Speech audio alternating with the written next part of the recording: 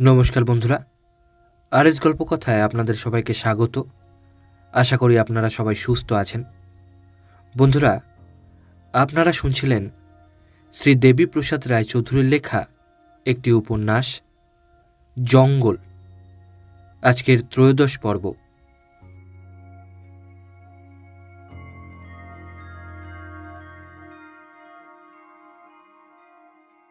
খোশ গল্পের মাঝে জঙ্গলের কথা উঠতে মুখুজ্জে বলতে লাগলেন, গত বৎসরের ঘটনা। কোয়েম্বাটোর থেকে জরুরি তার এলো, এখনই রওনা হও, 3টে মানুষকে বাঘে নিয়েছে। মুখুজ্জে মশাইয়ের শিকার কাহিনী মানে খাঁটি সত্যি ঘটনা। আমরা গুছিয়ে বসলাম। মুখুজ্জে মশাই বলে চললেন, শিকারের তোড়জোড় আমার প্রস্তুতি থাকে। যে কোনো একটা ছুটি পেলেই শহর ছেড়ে পালাই। কালো বিলম্ব না করে টিকিট কিনতে পাঠিয়ে দিলাম। কোয়েম্বাটোরে যখন এসে পৌঁছলাম তখন বেলা 4টের কাছাকাছি। বন্ধু তাহার কারবারের লরি পাঠিয়ে দিয়েছিলেন। ঘণ্টাখানেকের ভিতর কারখানায় এসে উপস্থিত হলাম। জঙ্গলে যাবার জন্য গরুর গাড়ি ঠিক করা ছিল। হাতে কিছু শুকনো খাদ্য দিয়ে বন্ধু বললেন, মা দুর্গা বলে বেরিয়ে পড়ো। এখন তোমার সঙ্গে ঘরোয়া কথা বলতে যাওয়া বিড়ম্বনা। যেতেও হবে অনেকটা। আলো থাকতে থাকতে সব বন্দোবস্ত হয়ে যাওয়া ভালো। একটু সাবধানে চলো বাপু। মানুষ খেকো বাঘ বাচ্চা কাচ্চা নিয়ে আছে। বাঘিনীর চরিত্র তেমন সুবিধার নয়, আবরু মানে না। দিনের বেলাতেই খোলা জায়গায় লোকজনের সামনে বেরিয়ে আসে। শুট টু কিল, কথাটা মনে রেখো। ভদ্রাচার সম্বন্ধে বন্ধুর উদারতায় বাধিত হলাম। বাস্তবিকই সংসারের যাবতীয় জীবের কুশল জিজ্ঞাসা করার মতো আমার মনের অবস্থা ছিল না। ব্যস্ততার তাড়ায় গাড়িতে উঠে বসলাম। কোনো দিকে না তাকিয়ে গাড়োয়ানকে বললাম, চালাও। পাকা রাস্তা ছাড়িয়ে গ্রামের আঁকা বাঁকা মেঠো পথ ধরে চলেছি। ঘণ্টাখানেক ধরে চাকা চলেছে। যাবতীয় হ্যাচকা সহ্য করে গন্তব্যস্থানের অপেক্ষায় বসে আছি। শেষ পর্যন্ত গাড়ি জঙ্গলের দিকে ফিরল। গাড়োয়ান চারদিকে সন্দিগ্ধ দৃষ্টি নিক্ষেপ করে বললে, এইখানেই 2টো মানুষকে নিয়েছিল। সংক্ষিপ্ত ইঙ্গিত অর্থপূর্ণ মনে হলো। রাইফেলে টোটা ভরে নিলাম। হাই ভেলোসিটি ভরা বন্দুক হাতে আসতে একটু হামবড়া ভাব এসে গিয়েছিল। তাগমারি সম্বন্ধে আমি একটি নাম করা ব্যক্তি, সুতরাং মনের এইরূপ পরিবর্তন দোষণীয় ভাবা উচিত নয়। 1 কদম 2 কদম করে গাড়ি খাড়াইয়ের দিকে উঠছে। গতি অতি মন্থর। অনেকটা পথ এসে পড়েছি, অথচ মাচান বাঁধার লোকেদের সঙ্গে দেখা নেই। জঙ্গল এদিকে ক্রমান্বয়ে গভীর হয়ে আসছে। ঝিঝি পোকার ডাক সেই যে শুরু হয়েছে, তার থামবার নামটি নেই। মাইলের পর মাইল এক নাগারে ওই ডাক সকর্ণে না শুনলে বোঝাবার উপায় নেই কেন মনে হয় বিপদ সর্বত্র ওত পেতে আছে। জঙ্গলের রাস্তা রোলস রয়েস চলার জন্য প্রস্তুত হয়নি, সুতরাং লেভেল সম্বন্ধে কোনো অভিযোগ উঠতে পারে না। মাথা উঁচু করা, নুড়ির ঠোক করে চাকার উত্থান ও পতন সমভাবে চলেছে। লোহা এবং পাথরের সংঘর্ষণে পাহাড়ের গায়ে যে শব্দের প্রতিধ্বনি উঠছিল, তা আধুনিক ধর্মান্ধ শহুরে লোক বোমা ফাটা ভাবলে আশ্চর্যান্বিত হবার কিছু নেই। হাওয়া অনুকূলে হলে জঙ্গলে ওই ঠোক্করের আওয়াজ মাইলখানেক দূর থেকে শোনা যায়। রাস্তার বাঁ দিকে চাকার হাতখানেক পাশেই গভীর খাদ। নিচে খানিকটা সমতল জমি দেখা যায়। সমতল জমির প্রান্তে ঘন ঝোপ। আমার দৃষ্টি আকৃষ্ট হলো ওই ঝোপের দিকে। ডগা নড়ছে এবং পিছন থেকে আমাদের গাড়ির দিকে এগিয়ে আসছে। গাড়ি ও ঝোপের মাঝে যে ব্যবধান, তা কতকটা নিরাপদ বলা চলে। ঝোপের তলায় যে জানোয়ারই থাক, জখম হয়ে তেড়ে এলেও আর একবার গুলি চালানোর অসুবিধা ছিল না। নিশানার অহমিকা ও দিনের আলোর যোগ ঘটায় একটা নল খালি করার জন্য উৎসুক হয়ে উঠলাম। আন্দাজেই গুলি চালাবো ঠিক করে ফেললাম। উত্তেজিত হয়ে উঠেছিলাম। বন্ধুর উপদেশ চাপা পড়ে গেল। বাঘের শিকারে এসে জঙ্গল ঘাবড়ে দেওয়া যে কতটা বোকামি তা আমি জানতাম। তথাপি ছেলে মানুষই কেন আমাকে পেয়ে বসলো বলতে পারি না। গাড়ির হ্যাচকার সঙ্গে নিশানা করা চলে না। আদেশ অনুসারে গারোয়ান গাড়ি থেকে নেমে বলদ দুটোর সামনে দাঁড়ালো। বন্দুক তুলে ট্রিগার টিপতে যাব, হঠাৎ বলদের ঝটকায় নিশানা নড়ে গেল। ফিরে দেখি বাদিকের বলদ রুখে দাঁড়িয়েছে, চাকা একেবারে খাদের কিনারায়। গারোয়ান কিনারার বলদটাকে রাস্তার মাঝখানে আনবার জন্য প্রাণপণ শক্তিতে টানাটানি শুরু করে দিয়েছে। গতিক সুবিধার নয়, ভরা রাইফেল নিয়েই রাস্তায় লাফিয়ে পড়লাম। চাকা ডিঙিয়ে আসতে হয়েছিল, টাল সামলাতে না পারায় বন্দুকের ডগাটা মাটিতে গেল ঠুকে। মাছি স্থানভ্রষ্ট হলো কি না কে জানে। পরীক্ষায় দমে যাবার মতো কিছু পেলাম না বটে, কিন্তু রেডি ট্রিগারের ওপর আঙুলের চাপ দেখে আতঙ্কিত হয়ে উঠলাম। কি সর্বনাশ! ভরা বন্দুকের নল গারোয়ানের দিকে।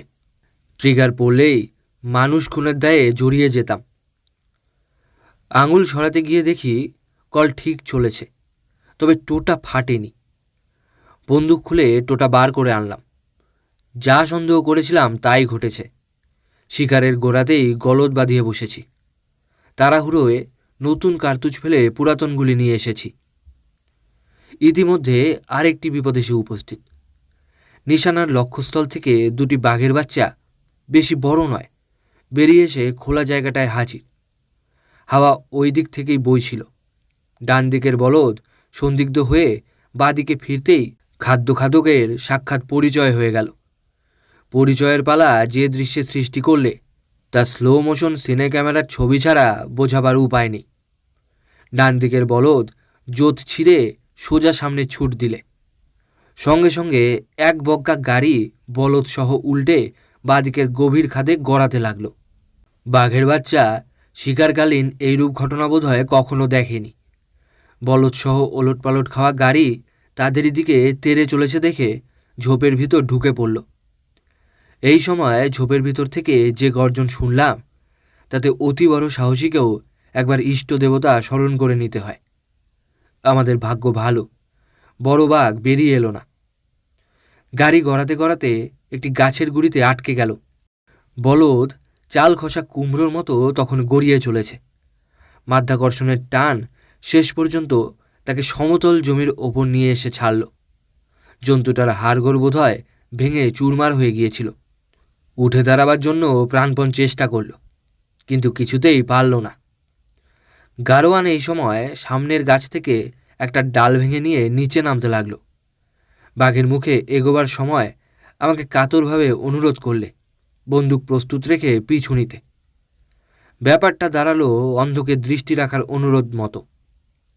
টোটাহীন বন্দুক নিয়ে তাড়া খাওয়া বাঘের সামনে যাওয়ার সাহস আমার ছিল না। আমি ওপরেই দাঁড়িয়ে রইলাম। ভাঙা ডাল ঘোরাতে ঘোরাতে গারোয়ান বলদটার নিকটে গিয়ে উপস্থিত। পিঠ চাপড়ানো, আদর, তিরস্কার, পদাঘাত সব কিছুই চলল, কিন্তু বলদ উঠে দাঁড়ালো না। সব চেষ্টা ব্যর্থ হতে গারোয়ান ওপরে উঠে আসতে লাগলো। দু চার পা ওপরে ওঠে, পিছন ফিরে তাকায়, আবার সামনে অগ্রসর হয়। এইভাবে রাস্তায় এসে উপস্থিত হলো। দৃষ্টি তার করুণা প্রার্থী নয়, বরং ভ্রুকুঞ্চিত। আমার প্রতি কেমন একটা অবজ্ঞার আভাস পাচ্ছিলাম। খুবই স্বাভাবিক। প্রথম কারণ আমার সাহসের পরিচয়, দ্বিতীয় বলদটার দুরবস্থার জন্য আমিই দায়ী। সামান্য বকশিসের লোভে বেচারাকে বিরাট মূলধন হারাতে হলো। অত বড় ক্ষতির কারণ হয়ে সান্ত্বনা দেবার সাহস ছিল না। গারোয়ান নিকটে আসতে বললাম, আমার টোটা নেই, শিকার হবে না, গ্রামে ফিরে চলো। গারোয়ান আমার বন্দুকের দিকে তাকিয়ে হাসল। হাসির পিছনে শ্লেষ মারমুখী হয়ে উঠেছিল। জানালে গ্রামে ফিরবার আগেই অন্ধকার হয়ে যাবে। আরও কিছু বলবার ছিল, কিন্তু চেপে গেল। অব্যক্ত যা রইল তা অনুমান করে নিতে অসুবিধা হলো না। লোকটা অধিক বাক্যবায় না করে সামনে এগোতে লাগল। মহাজনের পথানুসরণ করা ছাড়া উপায় ছিল না। মোড়ের পর মোড় ঘুরে চলেছি। কোথায় চলেছি আর কতটা যেতে হবে জানবার তাগিদ এলেও মনের কথা প্রকাশ করতে পারছিলাম না। গারোয়ানের চলার ভঙ্গি দেখে বুঝেছিলাম এ তল্লাটে ওকে থামিয়ে কথা বলা যাবে না। গভীর খাদ অনেকক্ষণ পিছনে ফেলে এসেছি। আর খানিকটা এগোতে সামনে খোলা জমি পাওয়া গেল। রাস্তার ওপরেই সদ্য কাটা ডালপালা পড়ে রয়েছে। এতক্ষণে গারোয়ানের মুখ ফুটল। জানালে কাছেই মাচান আছে, লোকজনদের ডাকলেই পাওয়া যাবে। আশ্বাসবাণীতে মারাত্মক হাসি ক্ষমা করে ফেললাম। বার 3-4 সিটি মারতেও কোনো উত্তর না পেয়ে আমাকে অনুসরণ করতে বললে। একটু ঘোরাঘুরি করতেই মাচান খুঁজে পাওয়া গেল। লোকটার গা ঘেঁষেই প্রায় অনুসরণ করেছিলাম। মাচানের কাছে এসে দেখি গাছের গুড়ির চারধারে বিষাক্ত কাটা বন। ওই কাটার সহিত ঘনিষ্ঠতা হওয়ায় একবার সেপটিক হয়ে মরতে বসেছিলাম। ঠিক মাচানের নিচেই উইয়ের ঢিপি। আশঙ্কাপূর্ণ গহ্বর গায়ে জড়িয়ে আছে। গহ্বরগুলোকে আমি জমের মতো ডরাই। কতবার যে ঢিপির কাছে বিভীষিকা দেখেছি বলতে পারি না। ঘটনাগুলি চলচ্ছবির মতো চোখের সামনে উপস্থিত হতে গারোয়ানকে আগে উঠতে বললাম। কথায় বলে, আপনি বাঁচলে বাপের নাম। তলায় যদি কিছু থাকে তো গারোয়ানকেই আগে নেবে। গাছে ওঠার আদেশ এমন ক্ষিপ্রতার সহিত পালিত হলো যে কিভাবে ওপরে উঠে গেল দেখবার অবকাশ পর্যন্ত পেলাম না। ওদিকটা নজর রাখতে পারলে অন্তত কোন কোন ডালে পা দিয়ে ওপরে গেল হিসাব রাখতে পারতাম। ওঠা সহজ হয়ে যেত। হিসাব না রাখলেও ওঠার তারা কম ছিল না। চোখ কান বুঝে কোনো প্রকারে মাচানে এসে পৌঁছলাম। রাইফেলের বোঝা নামাতে স্বস্তির নিঃশ্বাস ফেলার অবকাশ পেলাম। মাচান অসমাপ্ত অবস্থায় পড়ে রয়েছে। বসবার জায়গায় একটিমাত্র এরো ডাল। অত্যন্ত সাবধানে না বসলে হঠাৎ নিচে পড়ে যাওয়া কিছুমাত্র বিচিত্র নয়। গারোয়ানের পাশে এবং আমার পিছনটায় আড়াল দেবার চেষ্টা হয়েছিল মাত্র। সামনে এবং আমার পাশে একেবারে খোলা। শিকার যখন নেই তখন কথা বলার বাধা ছিল না। অসমাপ্ত মাচান ও লোকেদের অনুপস্থিতি সম্বন্ধে অনুসন্ধিৎসু হয়ে উঠেছিলাম। কৌতূহল দমন করা সম্ভব হলো না। জিজ্ঞাসা করলাম, লোকগুলো গেল কোথায়? উত্তরে গারোয়ান আচ্ছা করে চিমটি কেটে ইশারায় কথা বলতে বারণ করলে। ছোট লোক সুবিধা পেয়ে মনের সাথে নখ বসিয়ে দিয়েছিল। বিরক্তির উচ্ছ্বাস সরল ও সঙ্গত হলেও আমার দৃঢ় ধারণা জন্মেছিল অকস্মাৎ কোনো একটা দুর্ঘটনার জন্যই সব পালিয়েছে। অধিকতর অশোভনীয় ব্যবহার সুনিশ্চিত জানতাম, তথাপি মহাজনের আদেশ অমান্য করে জিজ্ঞাসা করতে হলো, কথা বলতে বারণ করছো কেন? বাঘ কাছে থাকলে তো মানুষের গলা শুনে পালাবে। গারোয়ান কানের কাছে এসে ত্বক ও জিহবার শোষণ শব্দের সহিত চুপি চুপি জানালে, এ মহল্লার বাঘ পালায় না, আরও কাছে আসে। পুষ্ট মানুষ বাছাই করে শিকার ধরে। প্রশ্নোত্তরে আমার ওপর বিশেষ ইঙ্গিত ছিল। নিরুপায় হয়ে কৌতূহল সংযত করলাম। ঠিক এই সময় ওজন করা সন্ত্রস্ত পদক্ষেপ শোনা গেল। আগন্তুক পরিচিত। বাঘ কাছে এসে গিয়েছে। একটু পরেই হাড় ভাঙা আর মাংস ছেঁড়ার আওয়াজ আসতে লাগল। যেটুকু আড়াল ছিল তারই আশ্রয় নিয়ে গারোয়ানের গা টিপলাম। সে একই প্রথায় জানালো, নিচে যা ঘটছে তা সে জানে। নরভুক বাঘের নানা চরিত্রের ব্যাখ্যা শুনেছি। যে এসেছে তার চরিত্র যদি বিগড়িয়ে গিয়ে থাকে তাহলে বেশি আর ভাবতে হলো না। আশঙ্কা বাস্তব হয়ে উঠল। পরক্ষণেই একাধিক জানোয়ার মাচানের তলায় এসে উপস্থিত। ঠিক আমাদের তলার ডাল দারুণভাবে দুলতে লাগল। বাঘ মাচানের উপরে আসার চেষ্টা চালিয়েছে। বার 2 ঝাঁকুনিতেই ডাল ভেঙে গেল। তার সঙ্গে ভারী ওজনের শরীর উয়ের ঢিবির ওপর আছাড় খেল। পর মুহূর্তে সাপের ছোবল পড়তে লাগলো একটার পর একটা। নখী ও বিষধরের বোঝাপড়ার শেষ নিষ্পত্তি কোথায় দাঁড়াবে জানবার সুবিধা না থাকলেও তখনকার মতো মাচানের মরণদোলা থেকে নিষ্কৃতি পেলাম। অন্ধকার ইতিমধ্যে ঘনঘটা করে আমাদের ঘিরে ফেলেছে। ঝিঝি পোকার ডাক বন্ধ। জঙ্গল নিস্তব্ধ। একটু নিশ্চিন্ত ভাব আসছিল, কিন্তু ধাতে সইল না। মাচানের ওপরে ঠিক আমার পিছন দিককার পাতা নড়া শুরু হয়ে গেল। সন্দেহ পিছু নিয়েই ছিল, তবু মনকে স্তোক দিলাম, টিকটিকি বা গিরগিটি হবে। নড়া ক্রমান্বয়ে আমার জানুর পাশে এসে উপস্থিত। সাংঘাতিক অনুভূতি। সাপ চলেছে গা ঘেঁষে। কপাল দিয়ে কাল ঘাম ছুটতে লাগলো। কাঠ হয়ে বসে রইলাম। সরীসৃপ এগিয়ে চলল গারোয়ানের দিকে। পাতার আড়াল পেতেই গতি থেমে গেল। লোকটার দুর্ভাগ্য, এই সময়টিতেই তার নড়ে বসা দরকার হলো। কোথায় হাত রেখেছিল কে জানে। হঠাৎ উহু করে উঠল, বললে বিছে কামড়েছে। কাতর ধ্বনিতে আমার রক্ত হিম হয়ে আসতে লাগলো। কানের কাছে মৃত্যু ডাক দিয়ে চলেছে। কতকটা হতভম্বের মতো হয়ে গিয়েছি। মিনিট 15 পরেই বিষের ক্রিয়া সাড়ম্বরে শুরু হয়ে গেল। জম আর মানুষে ঘণ্টাখানেক ধরে ধস্তাধস্তির পর গারোয়ান নিস্তেজ হয়ে আসতে লাগল। শেষ পর্যন্ত লোকটা মরল। আমি মরা আগলে মৃত্যুর অপেক্ষায় বসে রইলাম। লোকটা অনেকক্ষণ মরেছে। পাতা নড়াও থেমে গিয়েছে। গারোয়ানের দারুণ ঝটাপটিতে সব নিচে নেমে গিয়ে থাকবে। ঝিনঝিনির যাতনা ক্রমান্বয়ে অসহনীয় হয়ে ওঠায় মরিয়া হয়ে উঠলাম। যা থাকে কপালে হবে ভেবে অতি সন্তর্পণে পা নাড়ালাম। কপাল গুনে কিছু ঘটল না। সময় কেটে যাচ্ছিল। গাঢ় অন্ধকার ভারী ওজনের মতো আমাকে চাপতে আরম্ভ করেছে। অকস্মাৎ গুরু গম্ভীর ডাকে ভেতরটা দুরু দুরু করে উঠল। প্রেতলোকের সারা, ভূত ভূত ভূত। ডাকের সঙ্গে কে যেন ধাক্কা মেরে সামনে ঝুঁকিয়ে দিল। ঝাঁকুনির ঘোর কাটিয়ে দেখি বিপদের মাঝেও তন্দ্রায় ঝুঁকছিলাম। হুতুম পেঁচাটা তখন ডেকে চলেছে, ভূত ভূত ভূত। ঘুমের জের বেশিক্ষণ ঠেকিয়ে রাখা গেল না। হাল ছেড়ে দিলাম। পরের দিন মুখের ওপর রোদ এসে পড়তে জাগা জগতে ফিরে এলাম। চোখ রোগড়ে দেখি গারোয়ান মাচানে নেই। চমকে গিয়েছিলাম। ধীরে গতরাত্রের ঘটনা মনে আসতে লাগলো। যেখানে গারোয়ান বসেছিল সেই জায়গাটা হা হয়ে আছে।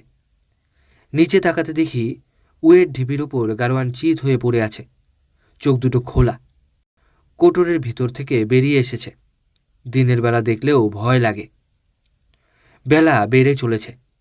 কুলিরা কেউ নিতে আসেনি। রাস্তা দিয়েও লোক চলে না, অথচ কূপেতে যাবার নাকি এই একটিমাত্র পথ। বিবেচনা করে দেখলাম সাপের কেল্লার ওপর বসে থাকা অপেক্ষা রাস্তায় নেমে পড়া ভালো। বিপদে পড়লে অন্তত চৌচার দৌড় মারতে পারব। সিদ্ধান্ত ঠিক হতেই মাচানের বাইরে পা বাড়ালাম। মনে পড়ল মাংস ছেঁড়ার কথা। সাবধানের মান নেই, ওদিকটা দেখে নেওয়া ভালো। সন্ধানের স্থান খুঁজে বার করতে সময় লাগলো না। নিকটেই একটি ঝোপের তলায় মানুষের ছিন্ন হাত ও পায়ের শেষাংশ দেখতে পেলাম। নিচে নামবার আগে অনেকক্ষণ কান পেতে রইলাম। কোনো শব্দ শুনতে পেলাম না। নিশ্চিন্ত হলাম নরবুক কাছাকাছি কোথাও নেই। সাপের তারা যখন খেয়েছে তখন এদিকে ফিরবে বলে মনে হয় না। মাচান থেকে নেমে এলাম। একলা পথে চলতে হলে আত্মরক্ষার জন্য কোনো হাতিয়ার সঙ্গে থাকা দরকার। অকেজো রাইফেল কায়েমি করে পিঠে বেঁধে এই মহল্লার স্বদেশি অস্ত্র খুঁজতে লাগলাম। খোঁজায় আন্তরিকতা ছিল। একটি মাচান বাঁধা পরিত্যক্ত ডাল সংগ্রহ হয়ে গেল। চলতে শুরু করলাম। ঠিক করে ফেলেছিলাম আর জীবনে কখনো শিকারে আসব না। ভারী রাইফেলের ওজন প্রতিটি পদক্ষেপে এই কথাই স্মরণ করিয়ে দিচ্ছিল। দামি বোঝা ফেলেও দিতে পারছিলাম না।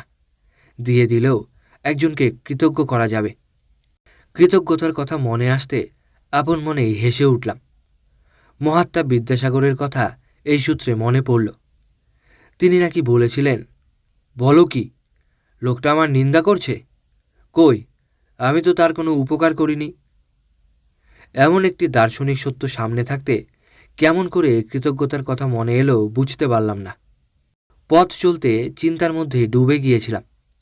রাস্তা গোলমেলে ঠেকতে চমক ভাঙল। আনমনা অবস্থায় একটা চৌমাথা ফেলে এলাম না। মাচানে যাবার পথে 4টি রাস্তার সঙ্গমস্থল তো চোখে পড়েনি। তবে কি ভুল পথে চলেছি নাকি? দ্বিমতের ফাঁক ছিল না। পায়ের তলায় দেখি স্লেট পাথরে বাঁধানো প্রশস্ত রাস্তা। একসঙ্গে 2টি গাড়ি পাশাপাশি চলতে পারে। পাথরের বুকে গাড়ি চলার দাগ গভীর হয়ে বসে গিয়েছে। দাগের ওপরেই বাবলা, তাল বা বটগাছ কোথাও বেড়ে উঠেছে, কোথাও মরেছে। আদিমকালের পথ আজ পরিত্যক্ত। দাগের ওপর গাছের জন্ম ও মৃত্যুর ইতিহাস তাই প্রমাণ করে। চলার পথে রাস্তার রূপও পরিবর্তিত হয়ে যাচ্ছিল। ওপরে ওঠা ও নিচে নামার জন্য ঝকঝকে সিঁড়ির ধাপ। আমি চলেছি, ভুল পথেই চলেছি। যেখানে গিয়েই উঠি, লরি চড়ার সড়কের দিকে কোনো গ্রামে গিয়ে পৌঁছাবো। চলার প্রধান উদ্দেশ্য দাঁড়িয়েছে কোনো প্রকারে লোকালয়ে গিয়ে পৌঁছানো, পেট ভরে ঠান্ডা জল খাওয়া। তৃষ্ণায় গলা শুকিয়ে কাঠ হয়ে গিয়েছে, জল চাই। অনেকটা পথ পাড়ি দেবার পর সামনে এলোভাবে আরেকটি রাস্তা দেখতে পাওয়া গেল। রাস্তার দুধারে বাবলা গাছের জঙ্গল।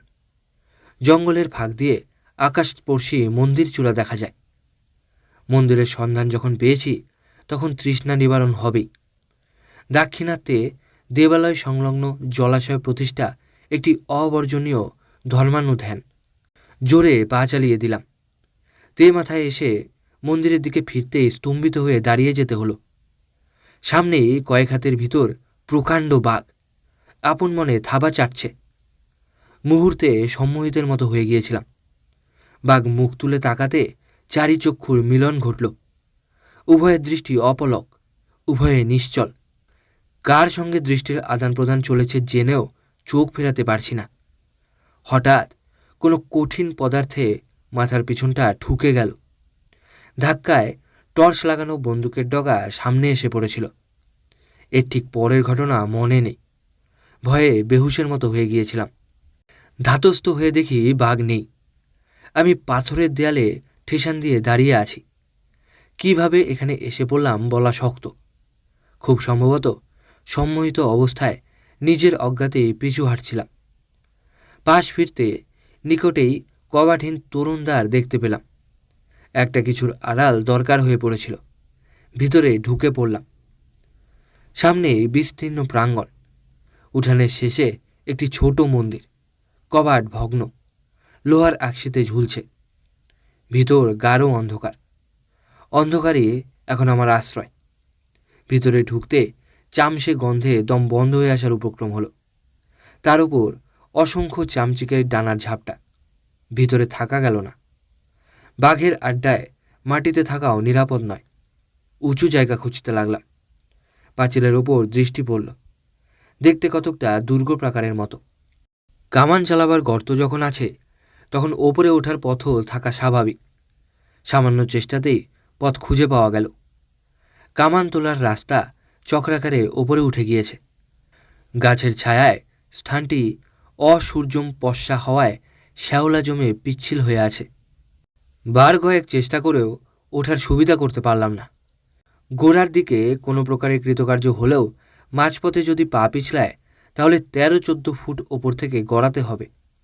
পাশে আল নেই। গড়ালে কোথায় এবং কিভাবে পড়ব তারও ঠিক নেই। প্রাণ রাখিতে প্রাণান্ত অবস্থা। তৈরি পথ ছাড়তে হলো। এদিকে আসবার সময় একটি অতিকায় লতা দেখেছিলাম। পাঁচিলের গায়ে লাগা ওই পথে ওঠা যায় কি না চেষ্টা করে দেখা দরকার। ছেলেবেলা অনেক রকম বাদরামি করেছিলাম। জিমন্যাস্টিকের কেরামতি কাজে লেগে গেল। খানিকটা ওপরে উঠে দোল খেয়ে পাঁচিলের ওপরে এসে উপস্থিত হলাম। রীতিমতো চওড়া পাঁচিল। পাঁচিল বললে ভুল হয়, পাঁচিলের ছাদ বলাই শোভনীয়। চারধারে ভাঙা আগ্নেয়াস্ত্র ও নরকঙ্কাল বিক্ষিপ্ত অবস্থায় পড়ে আছে। ওগুলো কোন ইতিহাসের নথি কে জানে। সামনে বায়ে ডাইনে কেবল বাবলা গাছের জঙ্গল। কোনো দিকে জলাশয়ের চিহ্নমাত্র নেই। বাঘের ভয় ছিল না। রিফ্লেক্টারে রৌদ্ররশ্মি পড়ায় নিশ্চয় ভড়কিয়ে পালিয়েছিল। তা না হলে পাতে তুলে দেওয়া আহার বাঘ ফেলে পালায় না। এটা অভিজ্ঞতার কথা। সুতরাং নিশ্চিন্ত হওয়ায় বাধা ছিল না। তৃষ্ণায় টাকরা শুকিয়ে গিয়েছে। জলের সন্ধান না পেলেও মন বেকার ছিল না। অটো সাজেশনের মতো জলপ্রপাতের ক্ষীণ কলধ্বনি শুনতে পেলাম। শব্দ মন্দিরের পিছন থেকে আসছিল। আশা মরীচিকার মতো ধারণাকেই সত্য বলে ভাবতে লাগলাম। জলের ডাক ক্রমান্বয়ে এমনই বাস্তব হয়ে উঠল যে পাঁচিল থেকে নেমে আসতে বাধ্য হলাম। ঠিক এই রকম শব্দ মহানন্দীর জঙ্গলে শুনেছিলাম। সত্যই অন্তঃসলীলা নন্দীকে স্নান করিয়ে বিরাট বাঁধানো পুকুরের দিকে বয়ে যেত। পুকুর থেকে ঝর্ণার সূত্র, অধিকন্তু জল স্রোতস্বিনী হয়ে পাহাড়ের তলায় পড়ত। প্রাঙ্গণের চারধারে পাঁচিল, জলাশয়ে যাবার পথ মন্দিরের ভিতর দিয়ে থাকা সম্ভব। অস্পৃশ্যদের বাধা দেবার জন্য পুরোহিত এইখানে দাড়ির ন্যায় অপেক্ষা করত কিনা কে বলতে পারে। সুচিতা সম্বন্ধে এদের দৃষ্টি প্রখর, সুতরাং ধারণা পরীক্ষা করে দেখা ভালো। গাঢ় অন্ধকার ও উৎকট গন্ধ অগ্রাহ্য করে পুনরায় মন্দিরের ভিতর ঢুকলাম। দ্বারের সন্ধানে ক্ষুদ্র পরিধির ভিতর কতবার প্রদক্ষিণ করেছিলাম বলতে পারি না। খোঁজার তাগিদ আমাকে উন্মাদের মতো করে তুলেছিল। ঘুরতে ঘুরতে শেষ পর্যন্ত চক্র লেগে গেল। দেওয়াল ধরে বসতে যাবার সময় হাতে লোহার করার মতো কি ঠেকল। চক্রের ঘোর সামলাতে কড়া ধরে টান মারলাম। মরচে পড়া কবজার সংঘর্ষণ যে আওয়াজ তুলল তা জনমানবহীন আবেষ্টনীতে অস্বস্তিকর। শব্দ অস্বস্তিকর হলেও আশা তখন সতেজ হয়ে উঠেছে। দ্বারের সন্ধান পেয়েছি। শব্দের সহিত কিঞ্চিত আলোকরশ্মি দেখতে পেলাম। উৎসাহিত হয়ে উঠেছিলাম। সর্বশক্তি দিয়ে কড়া টেনে চললাম। কিছুক্ষণ সচেষ্ট থাকায় অকস্মাৎ বদ্ধ দ্বার উন্মুক্ত হয়ে গেল। সামনেই বিরাট জলাশয়, বাঁধানো পুকুর, স্ফটিক জল থই থই করছে। ছুটে গেলাম পরম বাঞ্ছিতের দিকে। পানীয় জল এত মধুর হতে পারে কখনো কল্পনাও করতে পারতাম না। পরম পরিতোষের সহিত জল খেলাম। আশা আর মিথ্যে চায় না। সমস্ত রাত্রি প্রায় অনিদ্রায় কেটেছিল। শরীর তেতে আগুন হয়ে গিয়েছে। অবগাহন স্নানের লোভ সংবরণ করতে পারলাম না। জলে ডোবা ধাপে পা পড়তেই কে যেন তলা থেকে আমাকে হিচড়ে টেনে নিলে। একসঙ্গে অনেকগুলি ধাপ পিছলে তলিয়ে গেলাম। অথই গভীরতায় এসে পৌঁছাতে অক্টোপাসের মতো জীব চারধার থেকে ঘিরতে লাগল। স্পর্শ তাদের নরম, কিন্তু বাঁধন কঠিন ও জ্বালাময়। বাঁচার আশা তখন ছাড়িনি। বহু চেষ্টায় হাত দুটো খালাস পেতেই ভেসে উঠতে অসুবিধা হলো না। সিঁড়ির কাছেই উঠেছিলাম। দম তখন প্রায় নিঃশেষিত হয়ে এসেছে। পায়ে ভর দিয়ে উঠবার শক্তি নেই। ধাপের ওপর ভর দিয়ে খানিকটা জিরিয়ে নিতে চেয়েছিলাম। যথাস্থানে সামান্য দেহভার পড়তেই আবার পিছলে গেলাম। এইটুকু রক্ষা। প্রস্তুত ছিলাম বলে তলিয়ে যেতে হয়নি। শেষ পর্যন্ত বিপদসংকুল কেন্দ্র থেকে দাঁড় সাঁতার কেটে শ্যাওলা উপড়ে ফেলতে হলো। পাড়ে উঠে আসতে দেখি সমস্ত দেহে ঝাঁঝি জড়িয়ে আছে। সময় মতো ওপরে উঠতে না পারলে হিংস্র উদ্ভিদ আমাকে নিঃশেষ করে ছাড়ত। প্রাণ নিয়ে টানাপোড়েনে ক্লান্ত হয়ে পড়েছিলাম। দেহটা এলিয়ে দেবার জন্য একটি মনোমতো জায়গা খুঁজতে লাগলাম। নিকটেই আম গাছ, তলায় ছায়া ছিল। ধুলো পরিষ্কার করে শুয়ে পড়লাম। বেলা পড়িয়ে ঘুম ভাঙল। ক্ষুধাগ্নি প্রবল হয়ে উঠেছিল। উঠে দাঁড়িয়ে গাছের ফল খুঁজতে লাগলাম। শুষ্ক তরু, গাছের ডগাগুলো পাকিয়ে গিয়েছে। গাছে একটিও ফল নেই। পুকুরের ওপারে অনেকগুলি আম গাছ দেখা যায়। এগুতে লাগলাম। পাড়ের দুধারেই ফলে ভরা নারকেল গাছ রয়েছে। উঠতে সাহস পেলাম না। বয়স পাহারায় ছিল, ভয় ধরিয়ে দিল। খানিকটা ঘোরাঘুরির পর রসালো ফলের সন্ধান পাওয়া গেল। পাকা আমগুলি সবই ওপর ডালে। মালকোচা মেরে গাছে চড়তে হলো। সুমিষ্ট ফলাহারে আরাম পাচ্ছিলাম। আস্বাদের দিকটা খেয়াল রাখবার অবসর পাইনি। ক্ষুধার তাড়নায় পরিমাণ তখন প্রাধান্য পেয়ে বসেছে। ফলে শ্বাসের চেয়ে আশের ভাগই বেশি। নিংড়ে ভিন্ন খাবার উপায় নেই। নিষ্কাশনে রস একেবারে স্রোতস্বিনী হয়ে উঠল।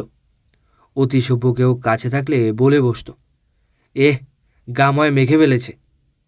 সত্যের ওইখানেই শেষ নয়। গাময় তো তুচ্ছ ব্যাপার। আসলে উপচে ওঠা রস গাছময় ছড়িয়ে ফেলেছিলাম। আহারে পূর্ণতৃপ্তি আসার আগেই বিঘ্ন ঘটল। একটা দুটো করে পিঁপড়ে কামড়াতে শুরু করে দিলে। প্রথমটা গ্রাহ্য করিনি। পরে কামড়ের কেন্দ্র বাড়তে লাগলো। বসার জায়গায় তাকিয়ে দেখি ডালময় পিঁপড়েই ভরে গেছে।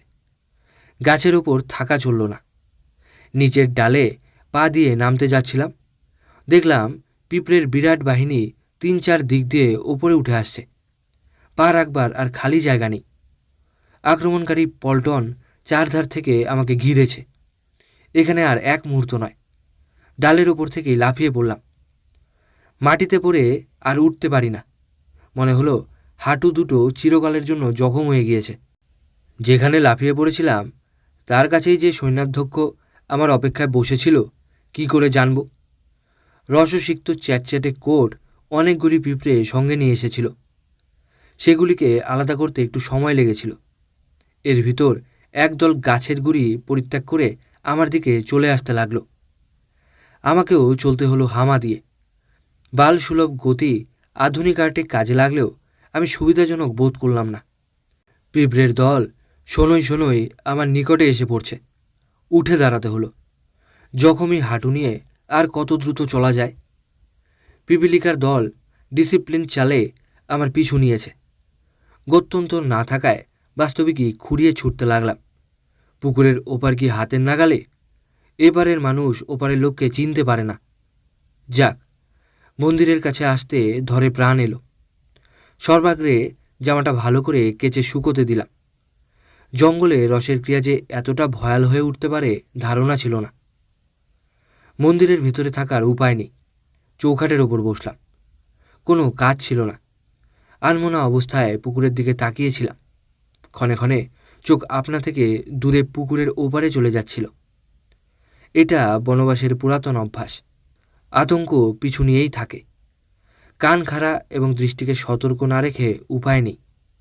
কান বেশিক্ষণ বেকার অবস্থায় বসে থাকতে পেল না। পুকুরের ওপার থেকে হনুমানদের কর্কশ ডাক দ্রুত আমার দিকে এগিয়ে আসতে লাগল। ও ডাকের অর্থ আমি জানি। ভিতরে ঢুকে দরজা বন্ধ করে দিলাম। দেখতে দেখতে পাঁচিলের ওপর গাছের ডালে সর্বত্র আতঙ্কের সাড়া পড়ে গেল। বাঘ নিশ্চয় ভিতরে ঢুকে পড়েছে। তবে এদিকটার সহিত বাইরের যোগ আছে নাকি? কিছুই বিচিত্র নয়। ধ্বংসের ক্রিয়া যেখানে প্রতিনিয়ত চলেছে সেখানে খানিকটা পাঁচিল ভেঙে গিয়ে বাঘের রাস্তা করে দিয়ে থাকবে।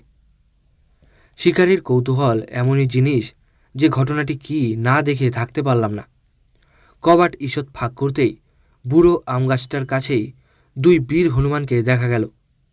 আত্মপ্রতিষ্ঠার জন্য মল্লযুদ্ধে নেমে পড়েছে। উভয়ের পৃষ্ঠপোষকরা দূর থেকে কোলাহল শুরু করে দিয়েছে। সাধারণত এই জাত মরি কি মারি সূত্রপাত বীরভোগ্যার দখল নিয়ে হয়ে থাকে। মল্লযুদ্ধের কৌশল দেখতে লাগলাম। আক্রমণ ও আত্মরক্ষার এমনই ওস্তাদি ব্যাচ কোনো কুস্তিতে দেখেছি বলে মনে পড়ে না।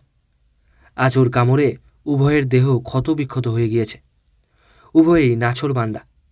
একটা হেস্তনেস্ত না হওয়া পর্যন্ত দ্বন্দ্বের রেহাই নেই। যার জন্য এই মরণপণ সে কোন স্তরের সুন্দরী অনুমান করা শক্ত। যুদ্ধের নিষ্পত্তি হল।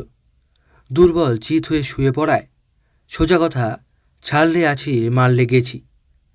বিজেতা ভোগের দখল নেবার জন্য চলে যেতে পরাজিত নিকটের আমগাছটায় গিয়ে উঠল। জঙ্গল নিস্তব্ধ। বাঘের ভয় ছিল না। দরজা সম্পূর্ণ খুলে দিলাম। বসে বসে আদিম প্রবৃত্তির কথাই ভাবছিলাম। মানুষ বুদ্ধি ও সভ্যতার ধ্বজা উড়িয়ে এদিকে কতটা অগ্রসর হয়েছে বিচার সাপেক্ষ হয়ে উঠেছিল। ভোগ ও প্রেম, লাস্ট ও লাভের মাঝে যে সূত্র মিলন ঘটায় তা কি নিরবচ্ছিন্ন এই আদিম প্রবৃত্তি নয়? প্রকৃতির দুর্দান্ত শক্তিকে যেভাবেই খোলস পরানো যাক, আসলে অন্তর্নিহিত রূপকে অস্বীকার করার উপায় নেই। তবু ছদ্মবেশে সত্যের উপর মাথা খাড়া করে আত্মপ্রতারণায় সান্ত্বনা খুঁজে থাকি। আরও অনেক কিছুই ভেবে চলেছিলাম। সব খেই ছাড়া, ঘৃণ্য কথা। চিন্তার অনির্দিষ্ট গতি বাধা পেলে হনুমানটা আমগাছ থেকে লাফিয়ে পড়ে অযথা সামনে নৃত্য শুরু করে দিল। নৃত্যের তালও বিস্ময়কর। পিঠ, মাথা, কান, নাক, হাত সব একসঙ্গে চাপড়ে চলেছে। বেধরক তালের মাত্রার সহিত সোমের কোনো সম্বন্ধ নেই। মাত্রা আপন মতলবে গড়ে উঠেছে। নৃত্যের কলা কৌশলেও কোনো বিশেষ চালের মিল নেই। এমনকি ব্রতচারী নাচের সহিত কোনো সাদৃশ্য খুঁজে পেলাম না। বরং জ্বালার যাতনায় অতিষ্ঠতায় নৃত্যের রূপ নিয়েছে মনে হলো। সূত্র সহজেই দৃশ্য হয়ে উঠল। যুদ্ধের লাল রক্ত পিপিলিকার আবরণে কালো হয়ে গিয়েছে। ইস, লাখ লাখ রক্তশোষক বেচারার তাজা মাংস ছিঁড়ে খাচ্ছে। নৃত্যের পালা অল্প সময়ের ভিতর শেষ হয়ে এলো। হনুমানের আর দাঁড়াবার শক্তি নেই, মাটিতে শুয়ে পড়ে ছটফট করতে লাগলো। পরের ঘটনা দেখবার সময় ছিল না। রাত্রিবাসের জন্য পাঁচিলের দিকে রওনা হলাম। ছাদে বসে আছি, একান্ত একলা। ফেলে আসা চিন্তার স্রোত ধীরে বেগশীল হয়ে উঠতে লাগলো। ভাবছিলাম বনবাসের কথা, সকৃত নির্বাসনের কথা। আশ্রয়ের বন্দিশালা থেকে নিষ্কৃতি পেতে হলে মৃত্যুর বরণডালা সাজিয়ে নিয়েই বার হতে হয়। তা পারছি কই? তবে কি এইখানেই আমার শেষ? ওই যে নরকঙ্কালগুলো অজ্ঞাত ইতিহাস জড়িয়ে পড়ে আছে, ওদের সংখ্যা বাড়াবার জন্যই কি নিয়তি আমাকে এখানে টেনে আনলো? অহমিকা ও আত্মশ্রদ্ধাকে যে মানুষ সকল কাজে পথপ্রদর্শক মনে করত, আত্মপ্রতিষ্ঠার জন্য অবিচলিত চিত্তে কঠোর কটূক্তি ব্যবহার করত, তাকেই অজ্ঞাতে হারিয়ে যেতে হবে। ভবিতব্যের পরিহাসে মন বিদ্রোহী হয়ে উঠছিল। জঙ্গল থেকে বার হবার জন্য মনকে দৃঢ় করে তুললাম।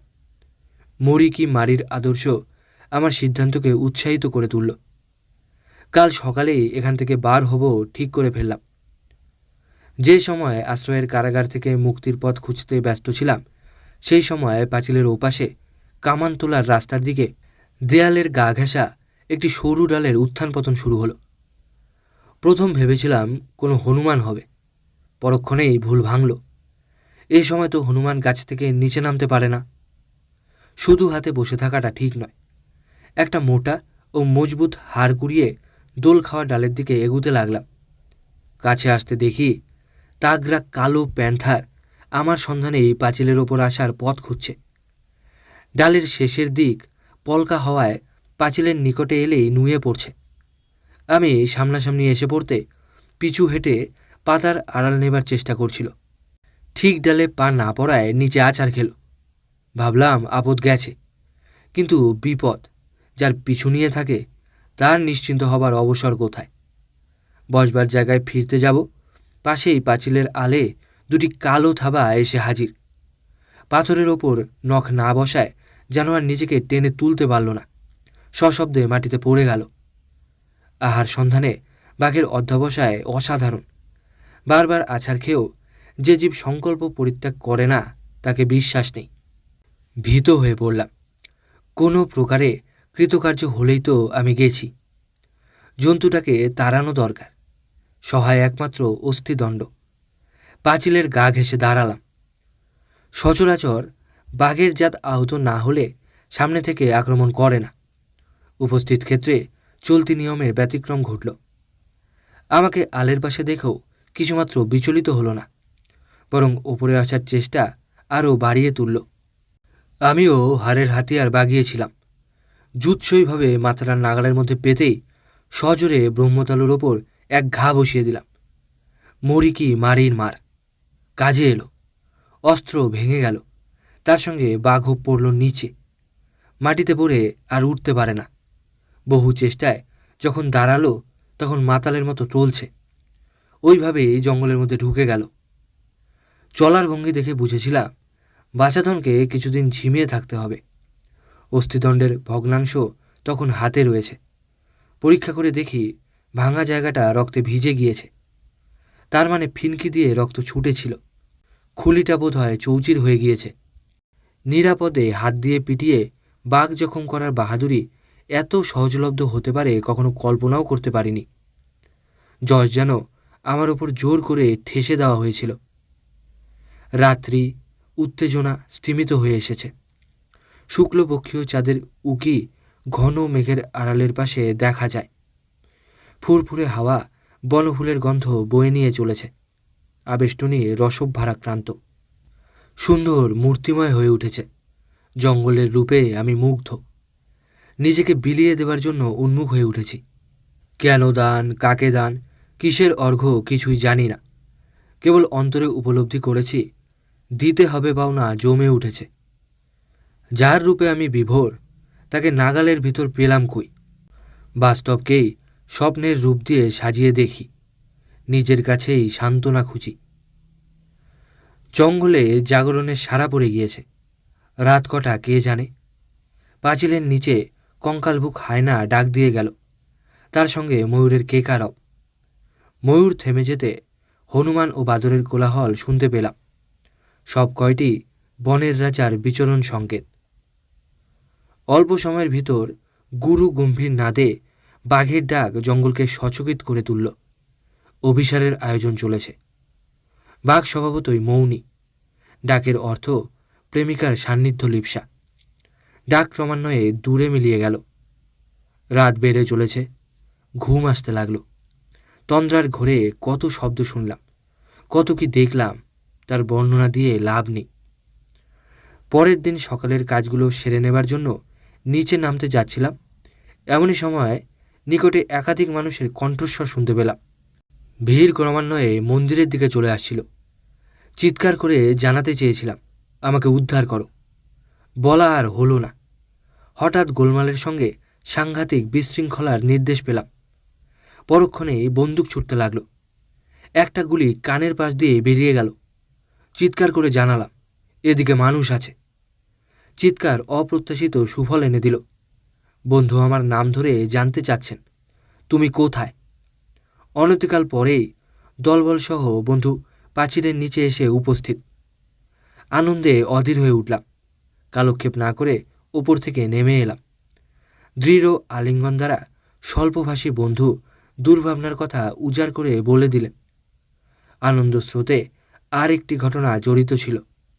বন্ধু হৃষ্টচিত্তে জানালেন, এদিকে আসার পথে কাছে একটি প্রকাণ্ড কালো বাঘ মেরেছে।